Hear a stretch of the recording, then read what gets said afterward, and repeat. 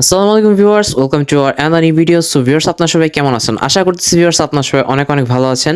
So viewers, আজকে চলে এসেছি ঈদের ছোট্ট একটা মিনি ভ্লগ ভিডিও নিয়ে আপনাদের সঙ্গে। দেখতে পাচ্ছেন চলে যাচ্ছে হাঁটতে হাঁটতে ঈদগার দিকে। তো প্রায় ঈদগার দিকে চলে আসলাম। এখানে দেখতে পাচ্ছেন অনেকেই আসছে আমাদের এলাকার নামাজ পড়তে। ঈদের নামাজটা যেহেতু ভিউয়ার্স খুবই ইম্পর্টেন্ট, যেহেতু রোজার ঈদের নামাজ, সেহেতু যারা রোজা রেখেছে তাদের কাছে মিনি মিনি ইম্পর্টেন্ট ঈদের নামাজটা। আমাদের এখানে ঠিক ৯টার সময় ঈদের নামাজ শুরু হয়ে গেছিল। সো আমি ঠিক সময় পৌঁছাইতে পারছি, সেজন্য অনেক অনেক আলহামদুলিল্লাহ। তো দেখতে পাচ্ছেন এই যে আমি ঈদের সুন্দর একটা গেটআপ দিয়ে পায়জামা পাঞ্জাবি টুপি পরে চলে আসছি আপনাদের সামনে।